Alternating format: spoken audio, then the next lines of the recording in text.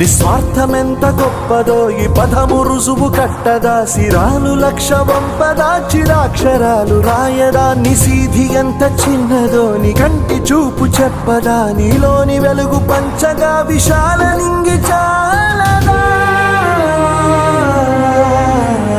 మనుష్యులందు నీ కథ మహర్షిలాగా సాగదా, మనుష్యులందు నీ కథ మహర్షిలాగా సాగదా.